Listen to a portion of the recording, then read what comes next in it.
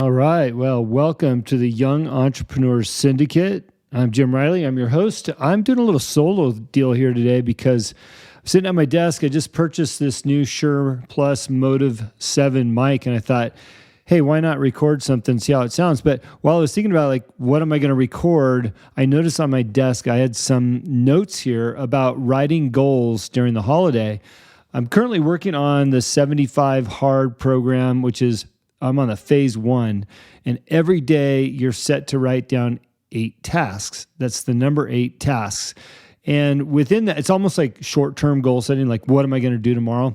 And that's why it was on my desk. But the point is, here we are rounding out the year going into January, and I know a lot of people are thinking about, gosh, what am I going to do next year? Maybe you're the type of person that writes down your goals. And if you are, this is a little bit of a recap of a class that I taught, as well as some things that we've talked about in the Young Entrepreneurs Syndicate, which is goals, getting the buy-in and building relationships around them, right? I'm a huge fan of Ed Mylett and Andy Frisella, and this is actually a quote by Ed Mylett, is I believe goals are a life force. Goals are energy. Goals are a state of being. And, if you place an importance on them, they are all those things. And I think we should all strive to make goals an important part of our life. So with that being said, let's talk about how we get our goals written down and put them into action, right? So the first thing is the most obvious. Write them down. And I'm one of those people that I like to review them often to see where I'm going. Am I hitting the target or not? The other thing is be very clear and very specific. If you don't know exactly what it is that you're chasing, then you're not going to get it. So take the time to be very clear and very specific. It's one thing to say, I want to make $1 million next year, but you want to make $1 million and have that left over in a savings account, or you want to make $1 million knowing that after taxes it's $500,000. You get the idea. You want to be very specific about what you want to do. I want to move. Okay, you want to move where? What time, what place, what does that look like? You want to move in town, outside of town. Be very, very specific in your goals. By the way, don't limit yourself. I learned this from David Meltzer. I was talking to him about donating money to orphanages in Baja, and he said, well, how much do you want to donate? I said, I don't know. I think $100,000 is a big number. He goes, Jim, why would you limit yourself? Why not be the biggest donor to all the orphanages in Mexico? I thought, well, that makes a lot of sense. So in your goals, don't limit yourself.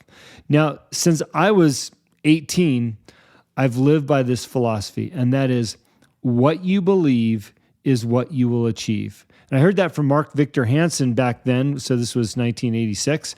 And I've lived my entire life that way. What you believe is what you'll achieve. And if you put your thought into that as you're writing your goals, if you believe you'll achieve those goals, you will.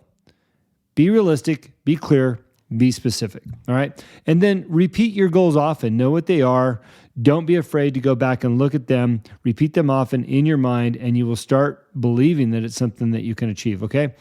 Make them the right ones instead of the ones that other people think they should be, okay? So just make sure that you're living your goals and not something that somebody tells you should be doing or their goals for them, okay? So be passionate about your goals, and think about what you're willing to give in return.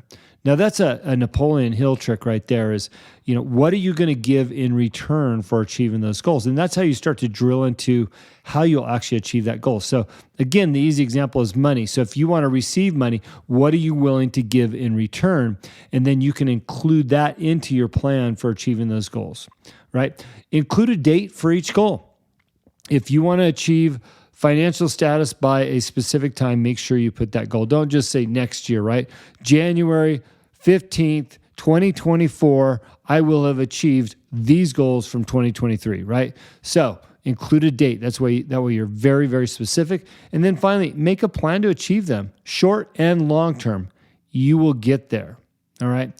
So a couple other notes on goals, and I like to talk about buy-in, okay? And what I mean by buy-in is getting past our limiting beliefs. Oftentimes, we're our own worst enemy. We stop ourselves from doing the things that we could do.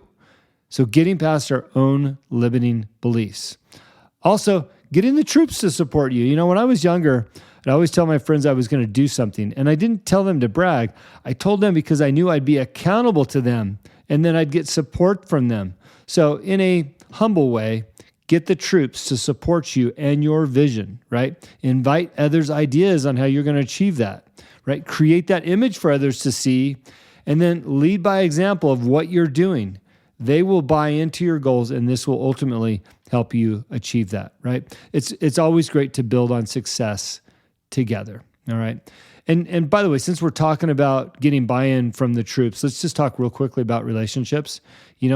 Ways that you should treat your relationships is being empathetic, being genuine, consistent, be yourself to them, be available for them, and most importantly, be honest, okay?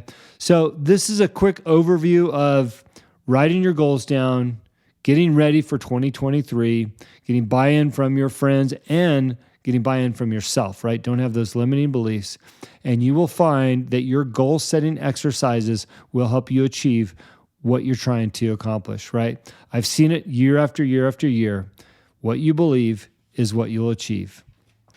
Hey, if you like what you heard today, sign up for our Young Entrepreneurs Syndicate YouTube channel. And you could also go to our website, Young Entrepreneurs Syndicate, check out our memberships, ways that we can help people, and the easy way to get involved. We've got a wonderful group of entrepreneurs helping one another to achieve their goals. And I'm so glad that you've listened to the show. If you do like it, please share it with a friend. Thanks for listening.